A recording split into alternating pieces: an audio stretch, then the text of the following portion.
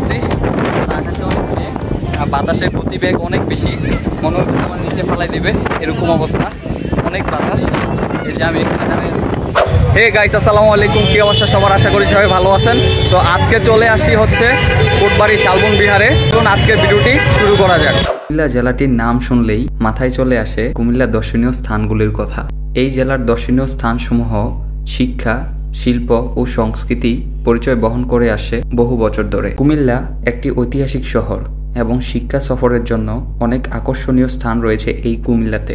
দর্শনীয় স্থানগুলির মধ্যে শালবন বিহার একটি। শালবন বিহার কুমিল্লা শহর হতে 8 কিলোমিটার দূরে কোটবাড়িতে অবস্থিত। বিহারটির আশেপাশে একসময় শাল, গজারি, ঘন বন ছিল বলে এই বিহারটির নামকরণ হয়েছিল শালবন বিহার।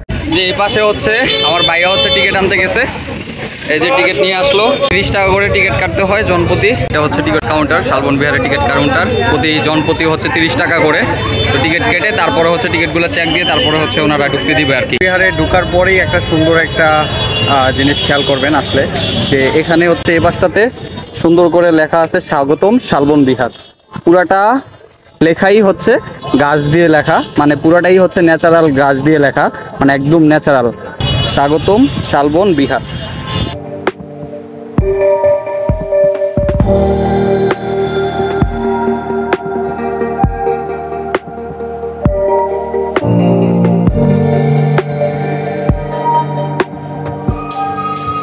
এখন বাজে 4টা বাজ, যার কারণে হচ্ছে একটু মানুষের ভিড়টা একটু বেশি, কারণ হচ্ছে মানুষ একটু বিকাল টাইমে একটু বেশি আসে। আর হচ্ছে আমার পিছনে যে গেটটা, এটা হচ্ছে এই শালবন বিহারের যে রাজারা ছিলেন, রাজাদের মেইন গেট ছিল এটা, কিন্তু এখন এদিক দিয়ে হচ্ছে ব্যবহার করা হইতেছে না, কারণ হচ্ছে মানুষ ওই দিকটা দিয়েই হচ্ছে ঢুকে ভিতরে, ওই দিক দিয়ে টিকিট কাউন্টার, যার কারণে হচ্ছে ওই পাশটা দিয়েই হচ্ছে ভিতরে ঢুকে। আর আগেই এটাই ছিল হচ্ছে প্রবেশ মুখ, মেইন যেই প্রবেশ মুখ শালবন বিহারে, এটাই হচ্ছে মেইন সেই গেটটা।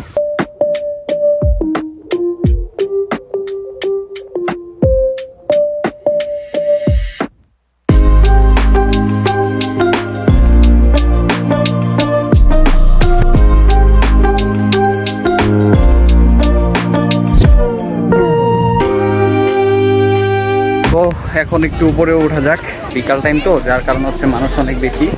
তো ভিতরে ঢোকা হলো এখন। অনেক ঠান্ডা বাতাস, বৃষ্টি হবে।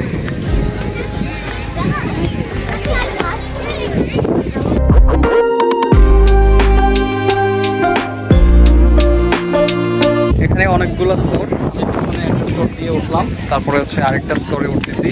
এখানে অনেকগুলো স্তর, অনেক বিশাল একটা এরিয়া নিয়ে শালবন বিহার। হচ্ছে অনেক বাতাস, আমি হচ্ছে এখানে আছি, আকাশে অনেক মেঘ, বাতাসের গতিবেগ অনেক বেশি, মনে হচ্ছে আমার নিচে ফেলাই দিবে এরকম অবস্থা, অনেক বাতাস। এই যে আমি এখানে দাঁড়িয়ে, আর ওই যে এটা হচ্ছে নিচে অনেক বাতাস। আর আকাশটা দেখেন, জাস্ট একদম অসাধারণ অসাধারণ অসাধারণ একটা ভিউ।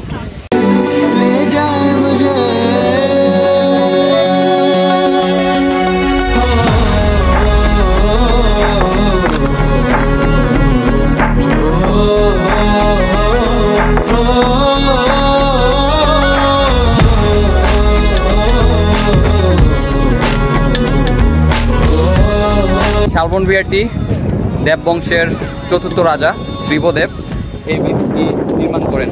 বিহারটিতে 115টি কক্ষ আছে। এই যে এদিকে কক্ষ, এই যে এখানেও একটা কক্ষ, এরকম 115টি এই শালবন বিহারটিতে কক্ষ রয়েছে। এখন একটু নিচে যাওয়া যাক, দেখি যে নিচে আরো কি কি আছে। নিচে আরো কি কি আছে দেখা যাক। এখন নিচে নামতেছি। আমি যে ওই উপরটাতে ছিলাম, ওই যে ওই উপরে ছিলাম, এখন নিচে নামলাম। আর এই যে এই পাশে হচ্ছে একটি কুয়া, বৌদ্ধরা যে এখান থেকে পানি সংগ্রহ করতো, এখনো পানি আছে এখানে কিন্তু নোংরা। এটা হচ্ছে বৌদ্ধরা যেখান থেকে হচ্ছে প্রাণী সংগ্রহ করতো সেই কুয়া।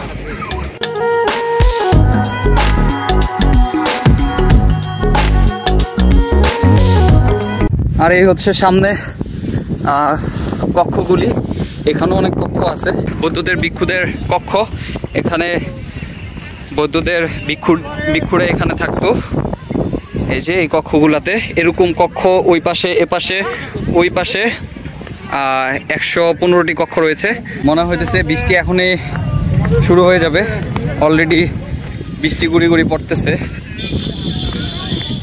আকাশটা একদম মেঘলা, আর ওদিকে বিদ্যুৎ চমকাইতেছে ওই পাশে, আর এদিকে হচ্ছে বিহারের দেয়ালগুলা, আর ওই দিকের আকাশটা দেখেন জাস্ট মানে একদম পুরা মনে হইতেছে যে মেঘগুলো আমাদের পিছনে আসতেছে আর আমরা সামনের দিকে দৌড়াচ্ছি।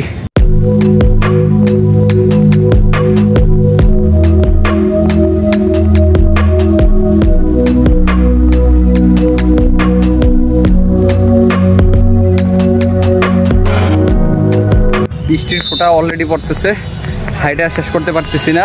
আসলে এটা এত বড় এরিয়া নিয়ে আমরা ওই যে ওই পাশে চলে গেছিলাম একদম ওই মাথায়, তো ওই মাথা থেকে এই মাথায় আসছি, এখন বের হব। তো এত বড় যে হাইটা এত তাড়াতাড়ি যাওয়া পসিবল হইতেছে না, যার কারণে একটু ভিজা লাগতেছে। বৃষ্টি শুরু হয়ে গেছে, যার কারণে হচ্ছে এখন বের হয়ে যাচ্ছি, ব্লগটি আর কন্টিনিউ করতে পারতেছি না। তো আজকের ব্লগটি এখানে শেষ করতে যাচ্ছি, দেখা হবে নেক্সট এপিসোডে। সে পর্যন্ত ভালো থাকুন, সুস্থ থাকুন, আসসালামু আলাইকুম।